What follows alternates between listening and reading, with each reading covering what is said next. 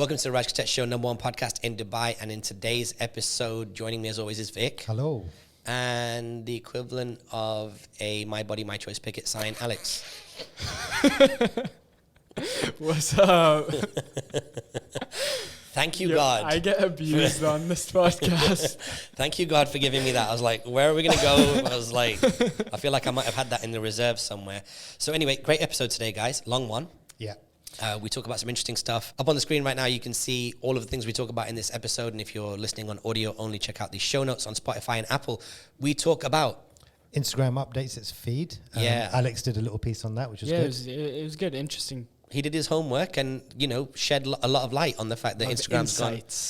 Insta insights going from 1 feed to 3 and what that means for the world. We also talked about the last week of Expo. Who'd have thought? It was pushed back by a year and now we're coming to the end of it. So some thoughts on visiting that. And we also talk about Bit of a deep one when we're talking about inflation back home in the UK. Yeah, inflation in the UK and everywhere. So if you're, if you're being impacted by inflation, we start off pretty light on that one, but then by the end of it, there's some actual practical, quantifiable advice as to how you can address the inflation gap and what it means for your money. And then we have our usual out and about, what we've been doing this week in Dubai, and some of the shout outs from the people that we saw. Yeah, swimming pools in the sky, brunches, Vik coming out to listen to music. It's a good time. It was a great week. And you're going to hear about an interview that me and Vik are on. It's the first interview that majority of you are going to hear with me and Vik on the same interview. So you'll get all the details about that. And then obviously there are content recommendations and some specific shout outs as well.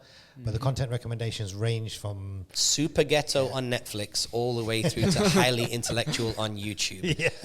Vik's on the ghetto end of the spectrum. And then a little bit of basketball greatness and advice in the content recommendations as well. So I hope you enjoy the show. If you do, make sure you right now hit subscribe and head over to Spotify if you're listening to it. Or even if you're not listening to it on Spotify, get the bloody app, go to Raj Kotecha Show and give us a 5-star rating and review. I've got the app. And then give us a 5-star rating and review on Apple as well, because these episodes just, they're quickly becoming my favorite thing to do in the week. And I hope you really enjoy it. Alex, run the music.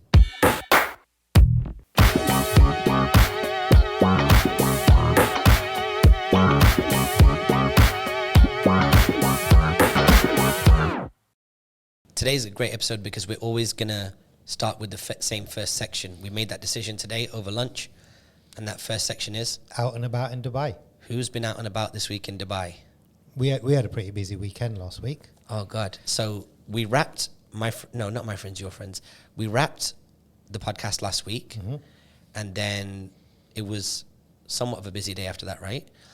And then in the evening, we went to our friend Yuvraj's house party. Yep. Which was super nice. Really nice. Yeah, very small, 25 people. Thanks for the invite because we were like 5 of them. Our crew was like 5 of them. And it was a wicked party. Like, we took some music along. We DJ'd. Shout out to Steph, who's the DJ there, who did a great job before us.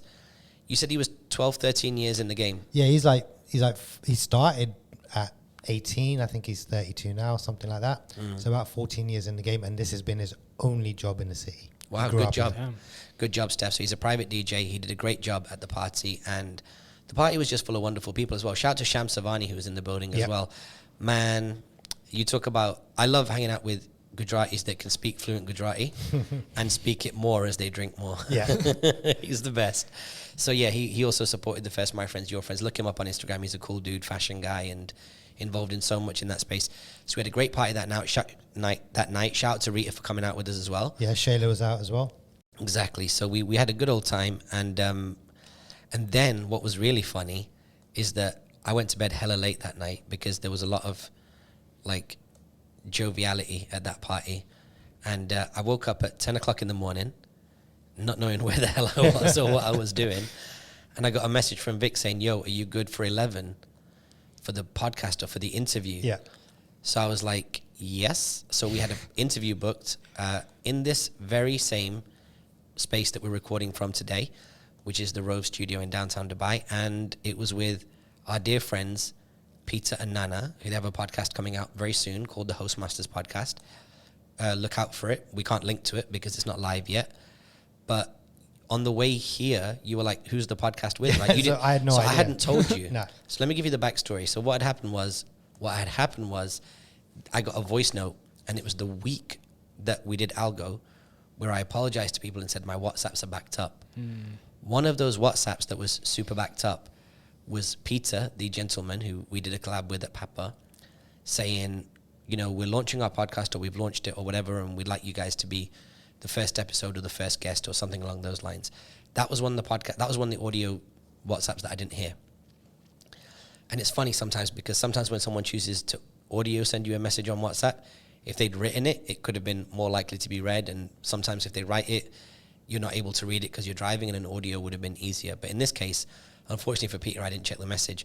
But in that message, he said, would you and Vik come on the podcast? So when I then saw him afterwards, he was like, you know, will you come on the podcast? I was like, yeah, it's fine. These are the guys. And then I didn't realize it was, I thought by default, typically the interview is just with me. Then he goes, I want to have you both on there. I said, sick. So I got it into Vik's schedule. Vik said he was down. He just agreed to the interview. He found out on the morning that it's our two dear friends. And we came down here, and the interview was really good. Yeah, I agree. I think, yeah, so just on that, because HOSTMASTERS, I should really know that it's Nana, because he kind of came up with that concept after he did the 4Ps with us during COVID. And it just didn't click to me. We were really busy. So that morning I go to Raj, who are these guys? Tell me a little bit about them. And then he told me. I was like, oh, okay, cool. We're going to be good. So yeah, as Raj said, we got here, helped them set up, you know, because, you know, just with all the equipment. And I think they were like slick. You know, Nana was nice and cool and chilled. Even Pete was pretty chilled for his kind of wild personality. But they were really thoughtful with their questions, very sincere, and like really appreciative of our time as well, I think. But I really enjoyed that interview. I don't do a lot of interviews. You know, Raj kind of does more of those. And I found myself kind of really able to quite comfortably express my answers with them. That's good. About the way I see the world, about our background, about what we do, you know, and it was, I thought it was really good. They made us feel great and comfortable, as they always do. So it was a very good interview, and it was the first interview I think I've seen of yours. The first interview of me? Yeah. Well, I don't know. We did a couple of little radio joints back in the day. Yeah, but I mean, like now, like this, yeah. And it was really good. Like Vik's answers were really good, and it was a nice little back and forth. So I think for those of you who want to get an insight into the agency, how it runs now, and what Vik's role is, you're gonna 100% get it from that as well. So I really enjoyed it. I was sat here like very happy with everything. Like it was some incredible answers, but what was even more impressive than some of the answers was a question that Peter asked on the podcast. And it was the first question in a long time that's actually stumped me in an interview. And the question was, and I paraphrase because I've not had a chance to re-listen to it again yet, is if you are normally future focused and always trying to be one or two trends ahead, how do you get people on board with you, or how do you find people to, I don't know, something along that lines with? But here's what we're going to do. We'll do a dedicated episode of additional debate around that question. When they release the audio, we'll play that audio from that question on our podcast. But basically it had me stumped, and luckily Vik just jumped in and he reframed the question, then answered the reframed question, which bought me a bunch of time to actually think about what I wanted the question to be, or what I wanted the answer to be. But it's a very, very good podcast. And I think it's even more so because we genuinely like those dudes. Like I genuinely hang out with Nana and Peter outside of work and stuff like that. We're friends. So it's going to be an incredible podcast. We want to give them a shout out for inviting us on the podcast. I really enjoyed it. I think that I think everybody's going to enjoy it too. So whenever it comes out, we'll mention it on ALGO and we'll link to it. Also, speaking of podcasts and speaking of that whole period, the day prior, we'd recorded ALGO. Yeah. And then after you guys left for ALGO, those of you who heard last week's show know that my buddy KISHMEISTER was on there. And we recorded an incredible interview. And we went very old school because this interview was audio only. So we didn't have any cameras, as you guys know, because you guys were at a local food place. Yeah. And we went into a lot of stuff. Like I didn't really know where it was going to go. The concept of the podcast is music and me. So you'll hear it on the feed coming up very soon. And we were going to talk about Kish's relationship with music and the fact that of all the people that I know, he's one of the people that's been to more gigs than any other human being. And in London, you can catch him at every single place, like the O2, Jazz Cafe, so many different venues across the city. He's out there supporting local acts, supporting international acts, up-and-comers, showcases, major artists. He just loves music and he loves gigs. And that was definitely part of the conversation. But we went to a very, very deep place when it comes to like his parents, his relationship with his parents, his father passing, his mother's current situation, which you'll hear all of this on the podcast. But I really feel like it's going to be one of the podcasts that is, it has like real substance. You know, you look at ALGO, it's like, it's good for about a week and then you want to listen to the next episode. But this, I think, is going to be a real flagship podcast for us. So massive shout out to Kish, who's gone back to the UK. And, you know, it was great to have you on the show and great to have all that. And also a big thank you to Kish as well, because in terms of out and about in Dubai, one of those days, I think it was the Friday or the Saturday, I can't remember, probably the Saturday, I actually went up to the 54th floor of Address Skyview, that very famous pool that connects the two towers together. It's literally floating in the middle of the two towers. It's got transparent glass, and according to you, Alex, if you look through the glass, you can see the Burj Khalifa. Underwater, yeah. Wow. It's sick, apparently. I've seen some videos online. It's dope. Next time, because it was so cold. I got up there, it was evening, sunset, and it was hella cold. And any part of me that was under the water, like shoulders or whatever that came above water, was instantly like very cold. I'm sure. So I was like, if I put my head underwater and I come out and my hair's all wet, then I'm 100% going to get pneumonia. So I'm like, I'm not trying to do that. Yeah, you're on the 54th floor. It's so windy up there. So windy, yeah. But I can tell you, in about a month and a half, when it's super sunny, then it'll be chill. It's going to be wicked. So we got to try and blag our way up there. Went to, walk past Tel Aviv as well. And, I don't like Tel Aviv. You don't actually? No, I don't like it. It's just too cold. Wow. We You can sit inside. Wait. The last 5 minutes has been about how cold you guys are in Dubai. No. It's in like, I love it. I didn't. You're on the 54th floor. No matter where you are in the world, it's going to be colder. No, it's not cold as in temperature wise. I just windy wise. No, fool. It's too. The energy is cold. Like, for example, right? Oh, the energy. We were heading back to the elevator. When you live in the hotel, when you stay in the hotel, you share the elevator with people that use Tel Aviv. And like, there was this bouncer dude when we were walking in there, because we just look like two basic brown guys, right? We're clearly not there in like fancy shirts and there for a brunch. And all right, Dave, let's have one more shot before it's time to get chucked out. So we're just like two ragga guys, and we're walking back to the elevator, and the security guy walks in parallel to Kish, but in front of him. So as Kish is walking to the elevator, the security guy's parallel walking in front of him. He's like, "Are you going to the hotel?" And it's like, "Yes." This dude is spending an insane amount of money per night to stay in this hotel. So whether he's going to the hotel or he's not, we need a bit of courtesy. Do you know what I mean? And for me personally, every time I've been to Tel Aviv, I've never felt like embraced. Do you know what I mean? It's not got that Emar energy to it, where they're like super warm and da-da. I'm not saying it's a bad place and you're not supposed to criticize brands, da-da-da, whatever. Go there, like, live your best life. But for me, when I go to that venue, every time I go there, I'm like, nah, this ain't it. I actually, as soon as it opened, I was going to do a My Friends, Your Friends there. And it was such an uphill, like, thing to even get anybody to pay any interest and even look at the video. And that's not one of the reasons why I have a sour taste in my mouth about it. It's just that even when I've been up there as a punter as well, I've heard it's just, I didn't walk out of there feeling like loved. Do you know what I mean? But I've heard that the business lunch is sick. Yeah. And we should do the business lunch. Maybe it's a daytime venue for us. Yeah, maybe not. I mean, I've been there. I've never had a bad experience there. Fair. Yeah. I've never been, so. Fair.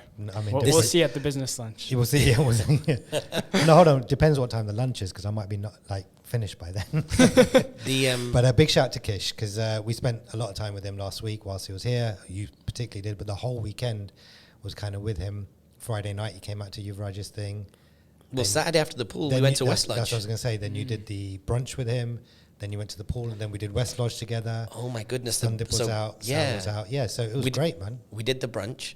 I went to Tiptara. Where is it? In the Palace. Oh, okay. It's one of the best hotels in the city.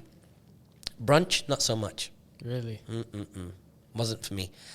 The starters were great, and this is, by the way, Vic will tell you, this is a ride or die restaurant for me in the city. I love it. I've been there many times over the last decade, and I feel like the a la carte menu is one of the best in the city. Really, really expensive, but never feels like you get ripped off.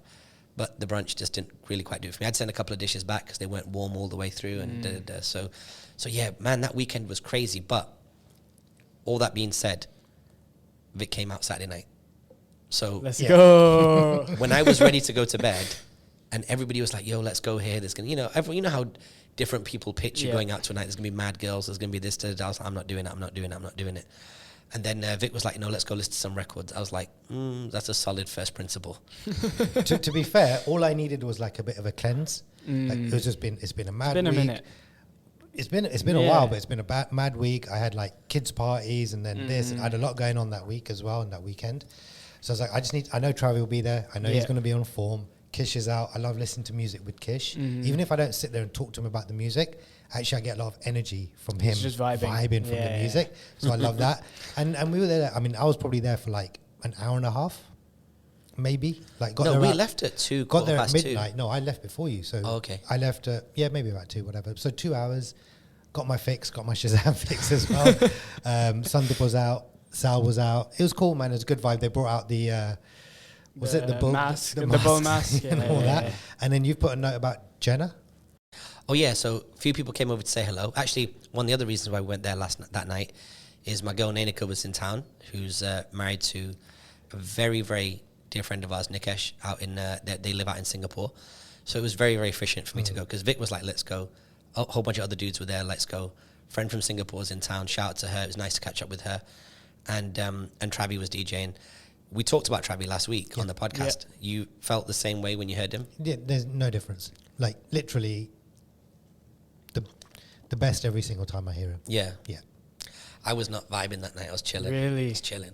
I saw him. I was like, yo, what's going down? Who's coming through? Like, is Beruz coming through? He's like, no, Beruz isn't here, but there's like 7 girls from Finland that I want to introduce you to. And I was like, I'm just going to go sit down by myself. I'm like, I think I was just too exhausted, bro. Really? The Yuvraj's party was so wild that I just don't think I had the energy going into a second night. And then the fact that I did a second night destroyed me till about Tuesday this week. Yeah, it was mad. Yeah, I had one drink, sat down for a long time, and then just stood next to Travi for the rest of the night. And just watched him DJ and then left. Wow. Literally, it was that. It was great. I loved it. That was one of the best nights I've had in a while. Yeah, the word is because you don't go out.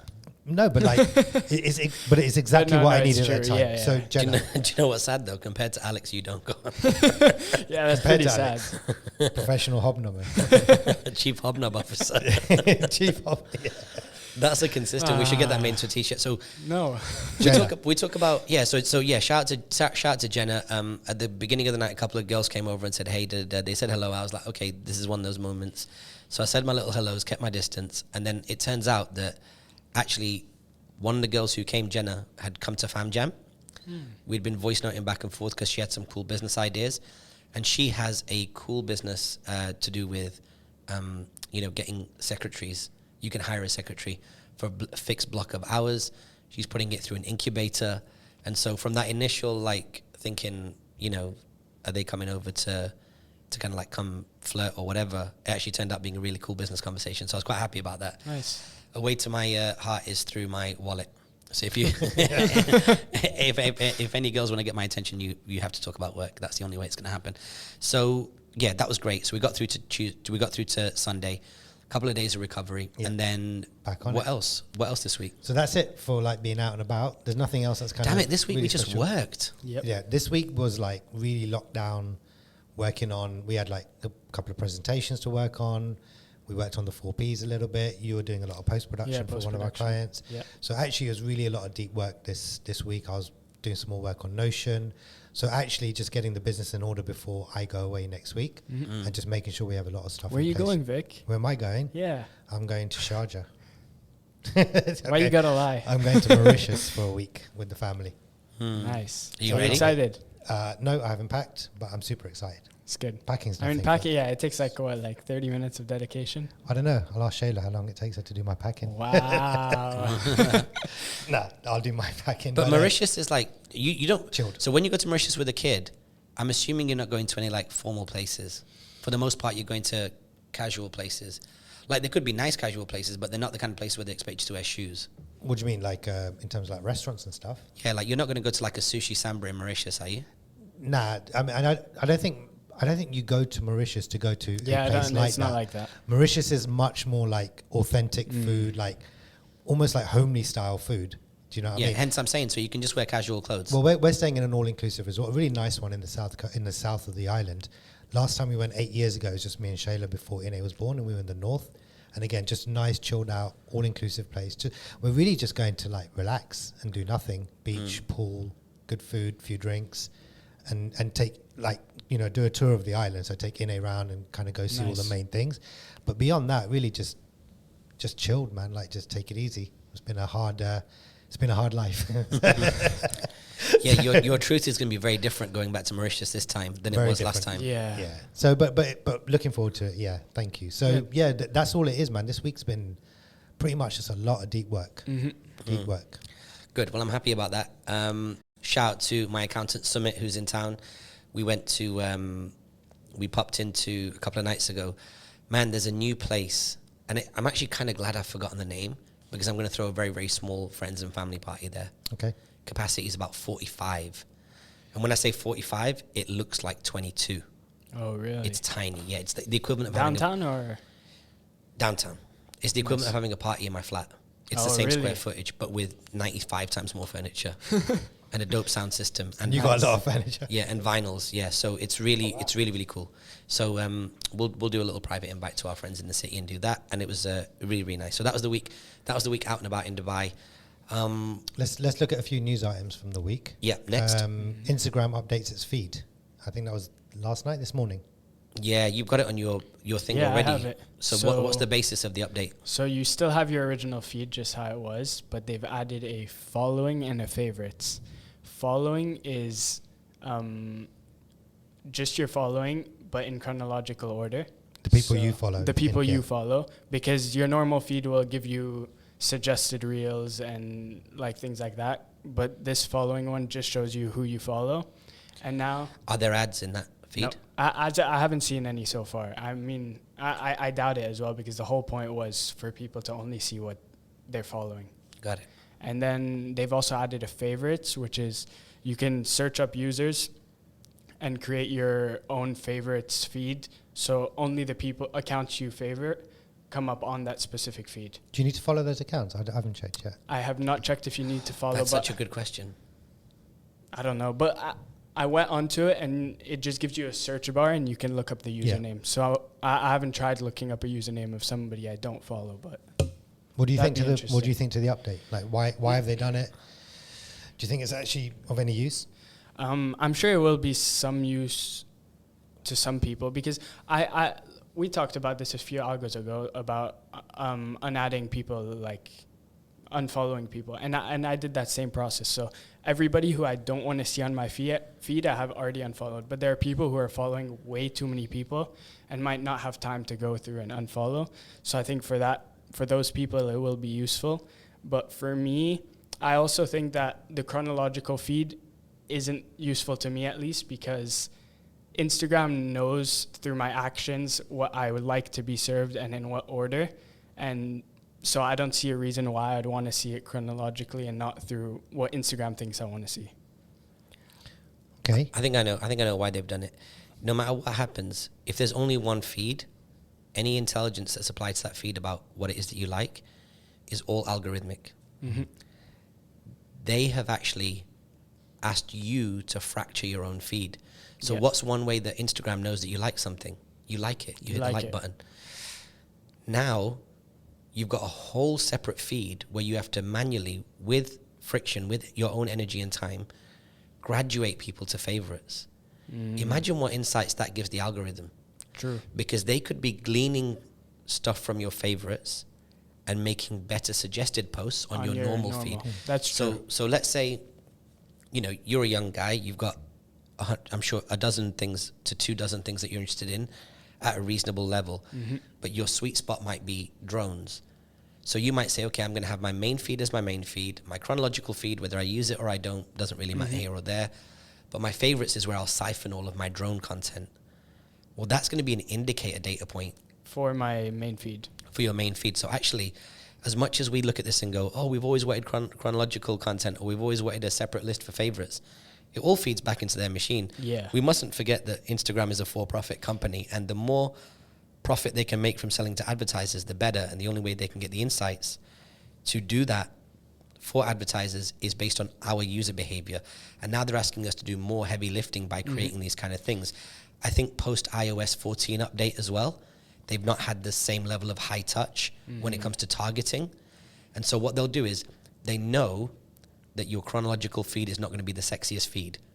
Like, you said yourself, you've been on it and you already don't feel a sense of interest in it.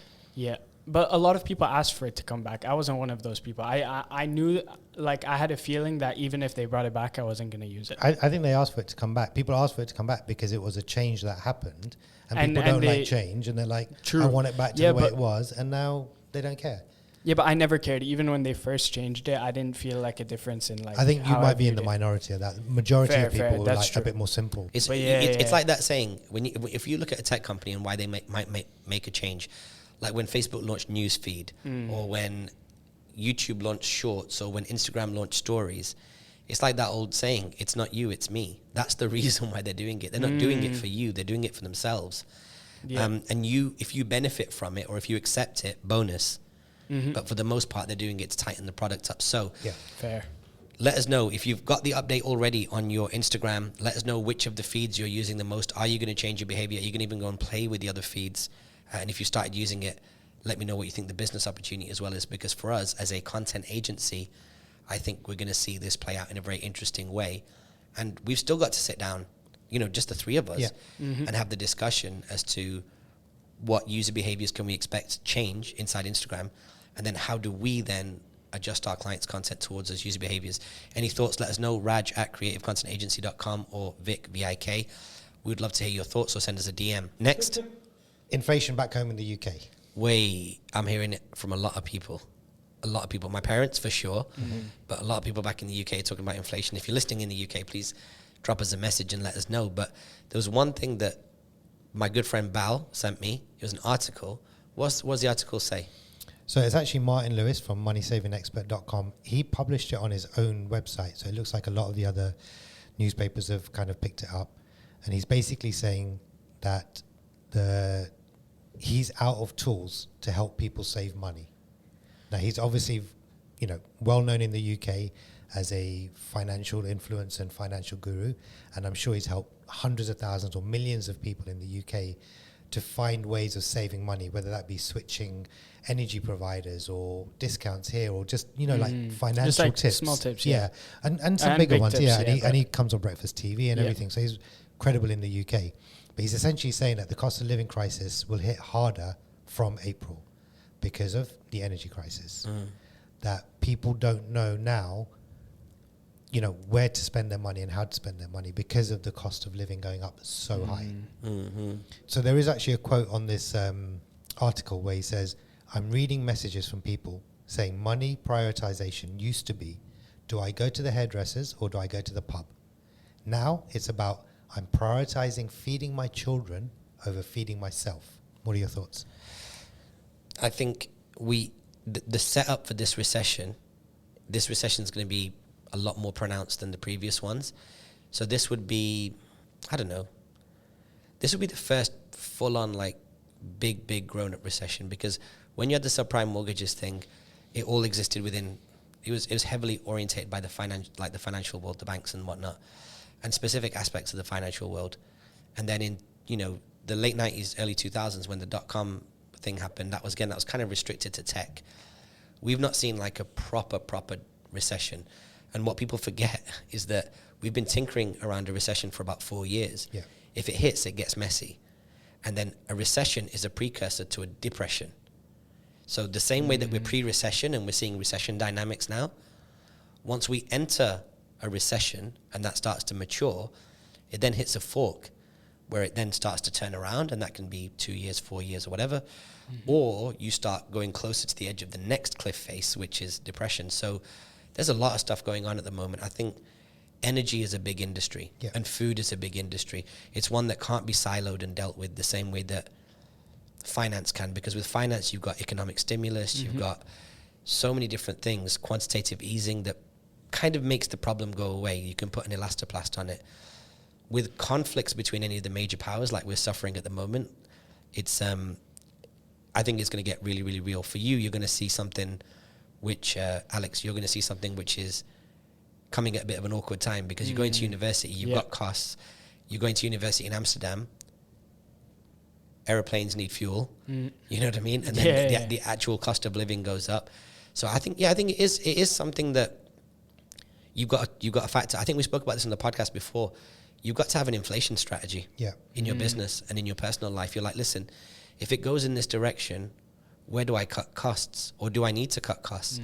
If you're an entrepreneur right now, you should be looking at how can you leverage, because one thing that inflation does is it hurts a lot of incumbent machines, like big machines. A lot of companies can also go out of business in that kind of situation because their supply chains are not set up to deal with the kind of margin crunches from their suppliers, and they don't have the permission with their customers to add it on. So I think it is going to get quite real. And another thing I'll say on this matter as well, on the last episode of All In, they talked about game theory. I don't know if it was on All In or it was on something else, but they said within game theory, if there's the first biggest, second biggest, and third, first most powerful, second most powerful, and third most powerful country in the world, who is the first most powerful country competing with? Everybody else? Itself. No, it's always got number 2 nibbling at its heels. But everybody else would be nibbling at their heels. But they have to get past countries 2 and 3 first. Yeah. So then who is country number 2 competing with? 3 and 1. Okay, and who's country number 3 competing with? Likewise. Yeah. 2 and 4, right? 4, yeah. Okay, so what strategy should number 1 deploy? Who should it compete with? By default, you'd think 2, right? That's where it should put its effort to defend its position against number 2, because there's nowhere higher you can go than number 1. But what number 1 does in that situation, in the context of game theory, is turn 2 and 3 against each other. If they're beefing with each other, then number 1's position isn't under any threat because they're fighting amongst each other. They're not even coming for one. And so there's an economic theory right now, which is that if Russia and America are beefing, China's got nothing to worry about. Because firstly, China can look at how does Russia deal with sanctions. And also America's now not got time to go after China. China's now going to chill out in terms of Taiwan. So if you're number 1 and number 2 and 3 are arguing with each other, you kind of got a chilling position. And it's not that China's like all clear at the moment. They've ramped up their lockdowns and they claim to be having an upsurge in COVID and stuff like that. But yeah, when you've got that kind of dynamic going on at the highest parts of the food chain economically, I think that this recession it's really looking like it's going to be a serious one. And my fear is that it won't be a siloed 2-3 year ride where folks like me and Vik come up. You know, in the last recession sunk in 2008, and by 2009 it was like really, really real. It was bad for a lot of people. 2012, me and Vik both picked up a property each. We couldn't have done that without the last recession. Agreed. This one, it's too early to tell who'll benefit from it, but you can tell from this point that if it does kick in, it becomes a formal recession. A lot of people will suffer. I think people need to start figuring that out now. Like you say, cutting costs, leveraging if you're an entrepreneur in business, but also like where can you not just cut costs, but like go and earn more? Like what are the opportunities to earn more? Which I guess is a leverage point, but it's kind of both. You can cut costs, but you can only cut costs so much because there are forces out of your control that won't allow you to cut costs down to the barest minimum that is possible because of energy prices, because of food prices or rent or whatever it might be. These are fixed costs that everyone has. So yeah, you can stop buying the Costa coffee every day, or you can stop one meal out every week, or whatever it is. But that's marginal compared to what the bigger challenges are around cost.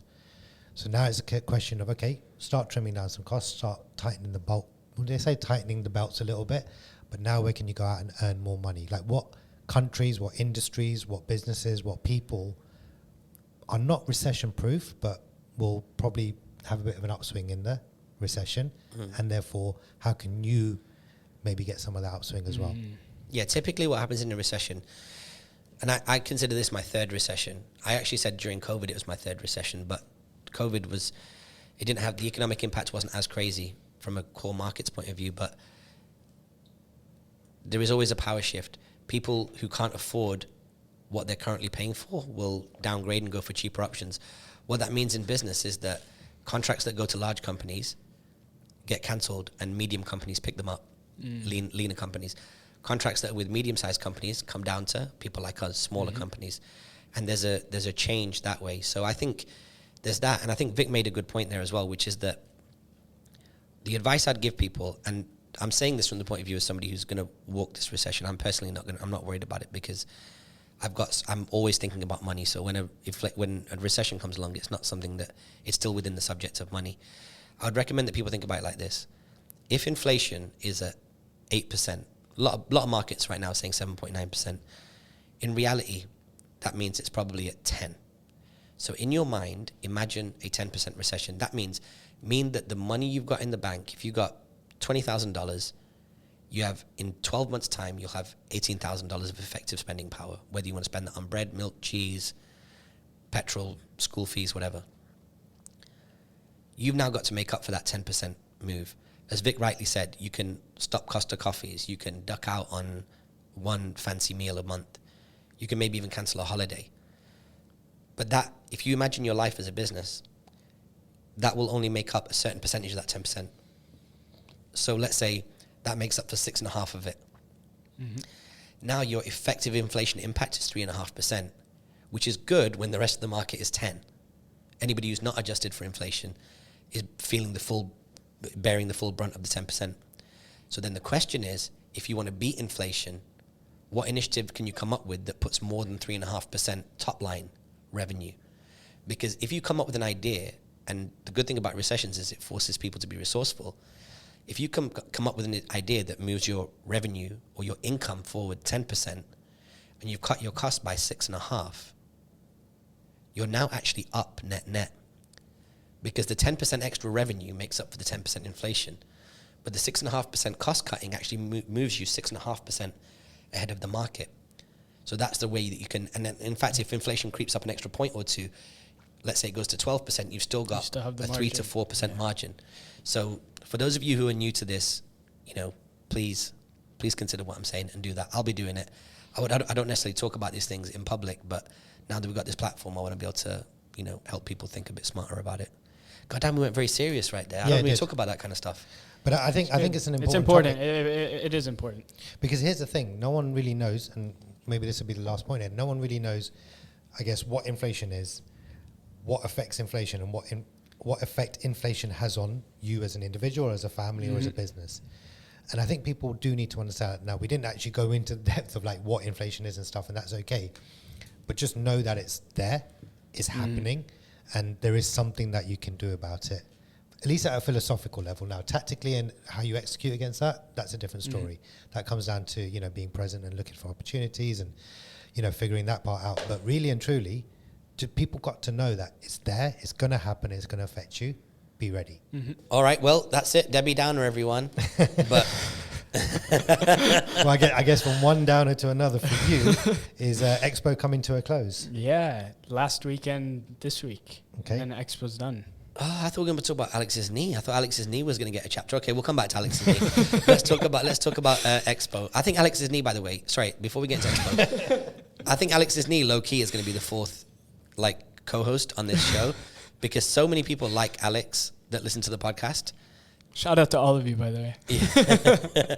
So many people are have an affinity towards him that actually knowing that there's something going on in his life, like a regular storyline. It's like a little soap opera. Yeah.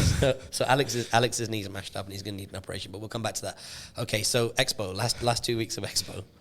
Yeah. Last 2 weeks or last this week weekend, of Expo? No, right? last week. Yeah, this is the last weekend. Oh my God, dude! Apparently, I've seen videos online. It's jam packed, crazy. I don't even know why someone would want to go right now. Well, I'll tell you why I'd want to go, because I bought the seasonal pass now, and I only went once, which means I paid at least 70% more for my single entry that I actually did use. Respect. Than I actually need. So yeah, I would basically need to go and live there from now until when it closes for me to get my value's worth. So how many times has everybody been to Expo? Twice with a season pass. I think so. You can justify it though. Just. Yeah. 3 or 4. I forgot. Okay, nice. And I think 4 though. I've been once. Yeah, you just said it. Damn. What did you think?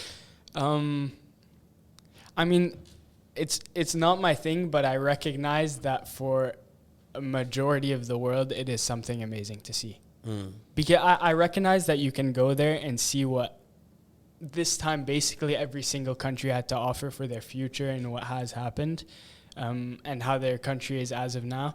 But personally, I'm just not interested in that stuff. So for me, it was nice to go see it, but like it didn't have like an impact on me. Okay. Yeah, for me it's the same. I enjoyed going once. I like being around anything that just shows how badass Dubai is. Fair. Like when you walk around Expo, you're like, I can tell you for a fact that most countries wouldn't have the gusto to pull this off. I went you know to what the I one mean? in Milan. Nothing like this. Nothing it was like this. one street down. I think half the amount of pavilions. Completely different. Yeah. Anything that UAE does and just goes, how we're the best, I'm with it. So I loved it from that perspective. I loved how the UAE just kind of navigated the whole COVID era, kept calling it Expo 2020 and kept it business as usual, brought back some of the commercials that they were going to air last year to make them part of this year's campaign. And I liked all that. Now, whereas when I went, because I'm kind of like a high stimulus person, I like nightclubs and noise and music and, you know, Instagram feeds. It was definitely like more chill than I'd have hoped. But that being said, I massively appreciate what it did for my parents, because when my parents went, they really loved it. And that's the kind of stuff that I know that once I get to that age, that I'm gonna super appreciate an Expo more. Maybe Fair. an Expo is, maybe I sit in that, if you were to stack all demographics up in terms of people that really love Expo, I'm probably in that gray zone in the middle. I reckon if you're a little bit older, you'll really love it. And definitely if you're a kid, you're gonna love it. Yeah, for sure. But for me at the moment, I'm in that kind of gray zone, but it was super amazing. And also I have a lot of friends in the city that are South Asian, Indian, Pakistani, Filipino, a lot of Filipino friends. And for them, I realized how kind the Expo was as an initiative from the powers that be, because they gave all these different nationalities in this country, all of whom are welcome. This is a country where you can just walk in. If you want to get a job, come in, get a job, do your thing. But a lot of these countries are not allowed to go to countries that have pavilions, you know, without a lengthy visa process, or in some cases it's just not economically viable to even fly over there. So for somebody to come to Dubai from another country, have even if they have a modest earnings scenario, they can go and experience a taste of America, a taste of Saudi Arabia, a taste of, you know, all these other, every country that came and did it there. So I'm very, very proud of Expo. For me, it was something that I put it there with, like, you know, Burj Khalifa or something like that. It's just a big, cool thing that we as a city pulled off, and that I'm just super proud of. So yeah, super, super amazing. And if I can, might try and slide in there one more time, because I don't want that remorse, that regret, like, oh, you know, it's gone now. Dude, I even thought about that. I think like 2 weeks ago, me and my dad were talking. He's like, oh yeah, it's finishing soon. I was like, damn, like I should have went more. I should have taken like the time to go at least an extra like 1 or 2 times. Yeah. Just because like it's here, like why not? But yeah. For sure. So listen, if you're in the city, get over there. I might even go over there. Be a good one. 3 days left or whatever, right? 3 days 6 left, days yeah. left. Does it end? Do we know I think exactly it's when it 31st ends? of March, so 6-7 days. So, but there's going to be some pavilions that stay open. Yeah. Yes, but Saudi's staying open, UAE staying open. Yeah, Saudi, UAE. Yeah, that's all I've India. heard. India, yes. Yeah. I think Saudi's staying open because they won best rated pavilion. Nice. And then sustainability, mobility, and a few other pavilions are staying open. Those, So yeah, still come to Dubai and check them out. Cool. Next. First meetings. Okay, very short one. The market's open. The world is like popping. There's a lot of good stuff happening. And as a result of that, everyone's on their biz dev game right now. And I'm on the receiving end of a lot of like first meeting requests. Very, very simple. Guys, if you can, please be very patient with me. And as much as possible, send me as much information that you can about what it is that you want me to look at. At the very least, please make it a 1-minute voice note. I'll give you an example. This week, for the last couple of weeks, I was supposed to be having a Zoom call with some folks in another part of the world about something which is very interesting, like to the world at the moment. And I said, yeah, I'll jump on a call, no problem.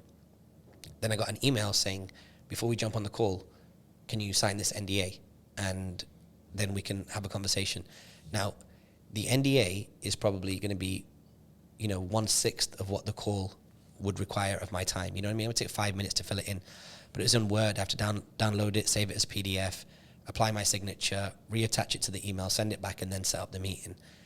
Where possible, and it's not that it's friction, like that's not a lot of friction, but it is the kind of friction that will take it from me having a phone call with you in 2 days to having a phone call with you in literally 3.5 weeks. So anybody who wants to have a meeting, I'm fully down. I'm not the kind of person who's so busy that I can't keep my ear to the streets, but make it super easy for me. Drop me a paragraph, reach out to me on email, write as much stuff as you can. I'm so busy with my own projects that I'm not thinking about, you know, copying somebody else's idea at all. Just reach out to me and let me know what it is you want to do, and then let's get that first meeting in place. But make it easy for me, because we're now in that last, the guys will tell you, we're in the last 20% of the 4Ps in terms of putting it out as a course. And if I drop the ball right now, then I won't be able to travel over the summer. Vic won't be able to travel over the summer. Alex, God knows what the hell he's going to be doing, but I know he'll be at university by September. So there's have to. Yeah. So when I say to folks online, like, yo, we have to get right to it. It has to be 15 minutes. I need to know exactly what we're talking about. We're talking about the next 6 months of mine and Vic's actual life, and what we intend to do with it is on the line. I've just got to be very, very careful with my time. So I'm still down for first meetings, but please give me as much information as you can so we can make a decision about it. And email Vic. Yeah, that's What's your email? VICK. But on some real shit. Like, Vic knows everything that we're doing. Yeah. If you want to figure out, like, is it something that we're going to run in on? Like, trust me, if he rings me and says, yo, you're going to get the same response from me, then I'm fully down. But if it's just like, you know, someone reached out to me the other day, again, this is not a moan, by the way. Like, I love it. I love the community. But like, someone reached out to me the other day about a TV deal. I'm like, we're not in TV and broadcast. They were like, yeah, but I'm like, we're not in TV and broadcast. I can't help you with this. But what about Netflix? I'm sorry, I can't do it. I just have to be really, really real about it. But that person waited for 2 weeks for me to tell them that, when they could have just reached out to Vic and been like, yo, Vic, I see that you're on the podcast. I've got this deal, Netflix. Vic will just tell you, nah, man, we don't do it. Yep. Yeah, too easy. Yeah. VIK, not VICK. Yeah, VIK, creativecontentagency.com. Reach out. I don't want to be the idiot that misses out on deals, but I also don't want to like waste anybody's time. Okay, next. Cool. Let's move on to some content recommendations. Who's got some? Do you want to start with yours? Yeah. So yesterday I listened to Lewis Howe's interview with Kobe Bryant. It's an old episode, but really enjoyed it. It was the first like long form or like podcast I've seen from Kobe Bryant. And I found it very interesting just learning about how, like, he pushed his teammates, because, like he was explaining that, like, you can tell someone what to do, but you can't force them to. But he was giving those, like, little tricks of, like, showing his attitude to the game and how, like, it influenced others and his teammates to do the same thing without, like, forcing them to do it. They just saw what he did and it made them want to do it. So just, like, a lot of things like that, and I found it very interesting. It was good. Cool, good. And that's what on Lewis House's YouTube. podcast? Yeah, podcast. Yeah. So leading by example was the big takeaway. Yeah. I really enjoyed it. It was good. Nice. Cool. I got two. One's an Instagram account that I found just a couple of days ago, actually. I was doing some research on some content creators around the crypto and Web3 space. And I found one called girl_gone_crypto, spelled CRYPTO. Not CRIPTO, because that's a scam account. Oh, is it? Yeah. That's just a cloned account. Oh. Damn it. Yeah, so CRYPTO, girl_gone. So she is she basically does reels under 1 minute, very quick commentary on the latest news in crypto and Web3. But she does it very well. So she's got the standard format, you know, solo to camera. She's got the green screen behind her, or like overlays coming up behind her. But the way she does it is very, very smart. She'll say what the topic is, she'll say what it means, and she'll say how it impacts you. And it's just very quick, very sharp. There's a lot of funny stuff in there. I think she's still quite, you know, undiscovered yet. I think she's at, I'll tell you the number of followers in a moment, but she's only maybe like at 30 or 40,000 followers, maybe something like that. And I think she's got huge potential to be really, really big. Really big on Instagram. So that's one, and we'll link that up. So yeah, 30,000 followers, 29,000 followers. So still, I think, really early. And the other one is Top Boy on Netflix, season 2. I've heard it's amazing. Really? Yeah, I need to watch it. You not? Did you watch? No, season I didn't one? watch. I watched season 1. I haven't watched season. Have you seen any of them, Raj?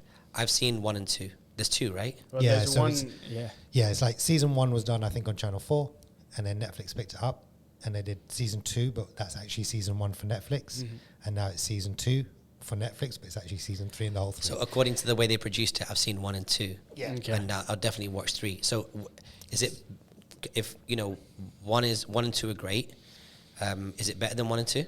I think 2 was the best one for me. Yeah. This one is still outstanding. I think that this is, I mean, you got a lot of great ones come out the UK, like Peaky Blinders and, Luther, and there's a whole bunch that came out. But Top Boy is different. I think Top Boy is, when they say, like, it's real, like, I'm putting in inverted commas for those listening, when they say, oh, yeah, it's just real, but this one actually is. Oh, it's really? not overdone. It doesn't feel like it's, like, overacted or they're trying to put too much, like, slang and stereotypes in there. This just feels like it's super real. To the point that, like Ashley Walters is in there. People know him as Asher D from So Solid. You got Kano, the rapper. You got, a whole bunch of other people that I don't actually know. But Little Sims. Little Sims is in there, yeah. And then there's a whole bunch of other great actors.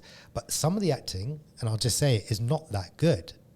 It's not really like well acted, but it feels authentic because it's just like how people would sit and talk to each other. So there's this kind of awkwardness sometimes.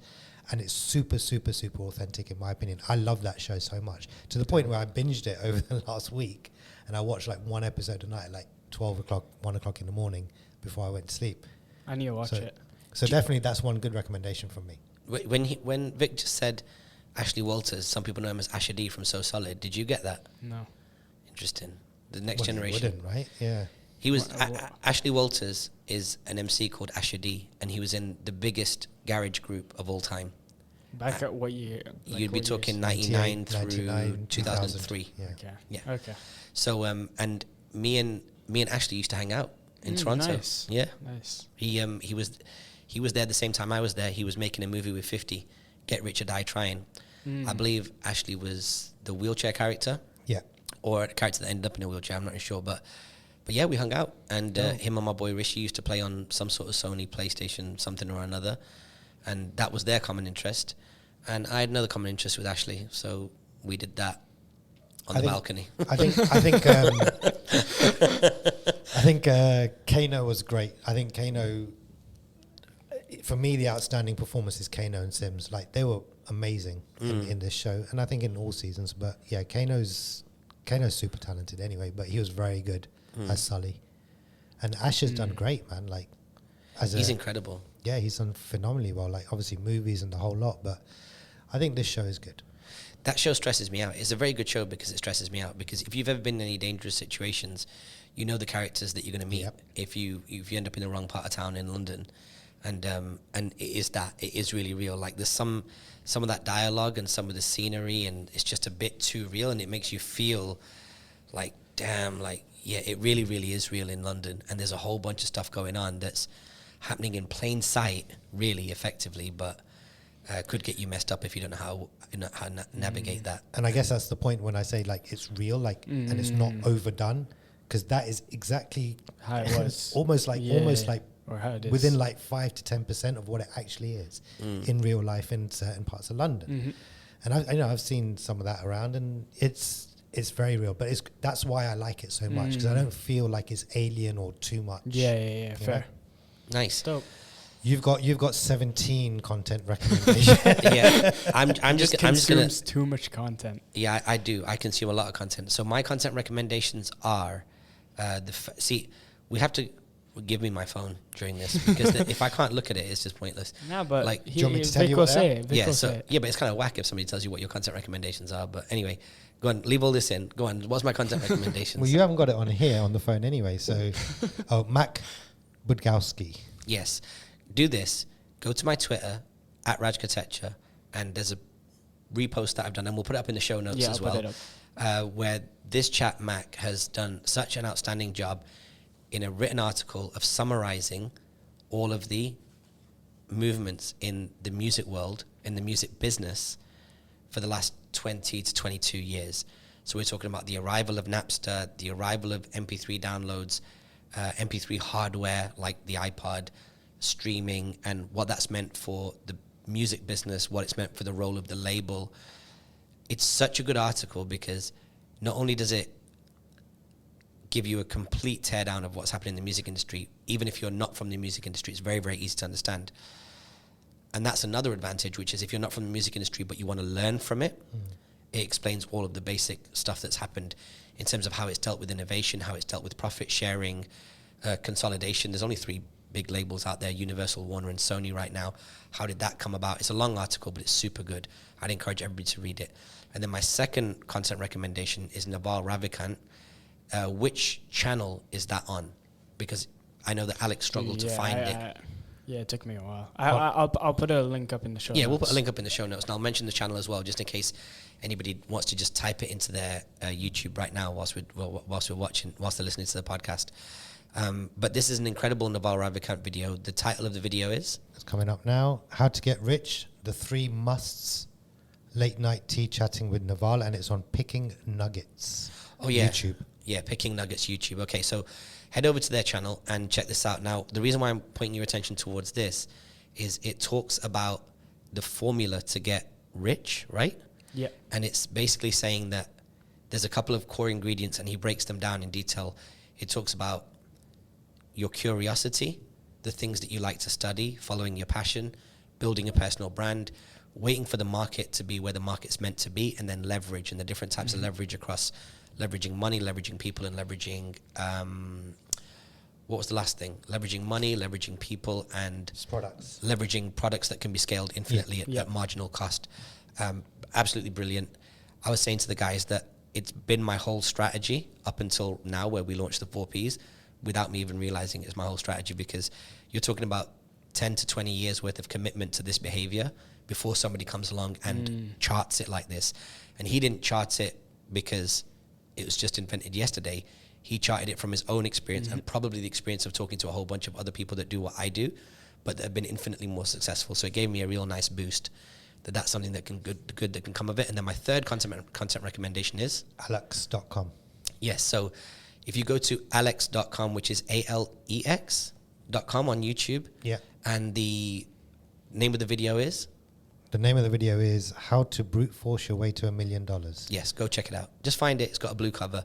It's incredible. It talks about 7 to 10 stages of coming up with a business idea to getting to your first $1 million in cash.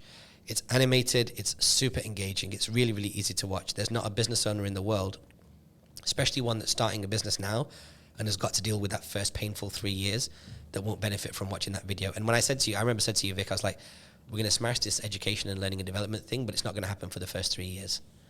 Like when we started DJing, it was 3 years before we went from DJing in an Indian restaurant to the waiters to DJing at the Gherkin and having 500-600 people out, even for my birthday as well.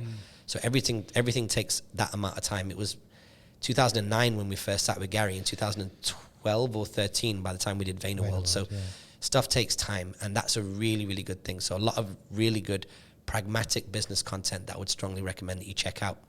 Cool. Shout outs. Boy, can't even do my own shout outs. Well, no, I'll give it to you, but there you go. It's because you know too many people.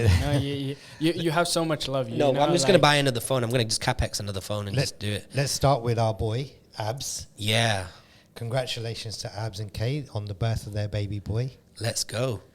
The first Love Soul baby. Yeah. Right.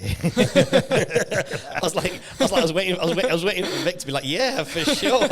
I was waiting for him to jump. Why would I say something? It was like that Spider-Man where everyone's like waiting at each other. Everyone's waiting for everybody else to mess up. No, of course not the first Love Soul baby, but Abs, our boy, who we kind of like. He's actually, we're related as well, second cousins or something like that.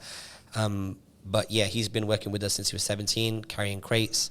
Now doing some incredible stuff. I don't know if we've got permission to say what he does as a job right now, but he's got one of the coolest jobs in the whole of music and content. So shout out to him and Kay. Many congratulations. Congratulations to their parents as well for becoming grandparents. Can't wait to meet that little kid, hopefully this summer. Yes. Yeah. Definitely. And hopefully they'll call him Raj. Okay. Also, Shout out to our boy Yuvraj, not only for the invite, but also on the launch of shopdolly.co. So he sells indoor furnishings in the form of plants that are, not plants, but they're like synthetic plants that last forever, don't need to be watered. The website is shopdolly, shopdollie.co. Big up to him. He named it after his mom. Nice. Pretty gangster, yeah. And his girlfriend, she designed all the branding for it. Janet. Dope. Janat, yeah. So big up to her. Cool person. Enjoyed hanging out with her a lot. Shout out to all the crew at West Lodge for showing us love again. Kish for giving us the interview. Shout out to our girl, Nia Hypnotherapy. Turns 26, her and her twin. Don't know what her twin's name is. Haven't met her, but 2 happy birthdays in one go. And a huge happy Nowruz to all of our Iranian massives. So our Iranian crew, Behruz, Nima, Arash, Russia.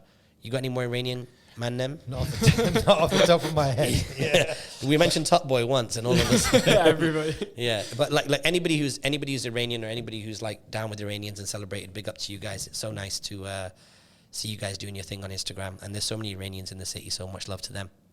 And that's it. Dope. No, I have some shout outs. Oh, you did? What do you mean that's it? I thought you didn't have any shout-outs. No. Shout out Jesus, to my guy. boys Laith and Faisal. It was their birthday March 20th and March 22nd. Nice. And then shout out to my other boy Nick, who's coming to Dubai to see me this weekend. Big shout. Yeah, you're staying in Dubai this weekend. Yes, sir. Should we hit some parties? Yeah, let's go. Tomorrow night. Here us tomorrow night. Tomorrow night, our friends Pavan and Mazi have their album launch party. So we're going to head over to that. I think it's called, I don't want to get the order wrong, but I think it's called LDN DXB NYC. But it could be any of those acronyms the other way around. But regardless, we'll find the link and we'll link it up in the show notes. But yeah, shout out to them. So we'll go see Mazi and Pavan tomorrow. They've got a big party happening somewhere north of the city, and then we can do some other stuff as well, I'm sure. Yeah, we'll figure something So big out. up to them, and let's see if we can get them on the show next week. Cool. All right, wicked. Anything else? That's it. That's it. I hope you enjoyed this long ass podcast. How long was it? An hour and 4 minutes. Okay, edited down, it'll probably be just under an hour. Yeah, just under an hour. With all my mistakes, we're about 37 minutes. Yeah. So I hope if you enjoyed the show, listen, do me a favor. This is really, really important. We're going to do this as a micro clip. Go on Spotify right now, pull up the Raj Kotecha Show, wherever you're watching this, Instagram, YouTube, whatever. If you're watching it in video form, change apps, go to Spotify, pull up the Raj Kotecha Show, hit 5 stars on there. We need some ratings on there. If we get ratings on Spotify, I know there's going to be a massive distribution arbitrage, so we're going to get discovered more. So we need 5-star rating on there, 5-star rating on Apple Podcast along with the review, and YouTube crew, hit the subscribe button. YouTube numbers are going up, Instagram numbers are going up, but also YouTube crew, notification bell, comments, likes, all that good stuff. And make sure you share this content with anybody who you think will see it. All right. Thanks so much for everyone. Peace.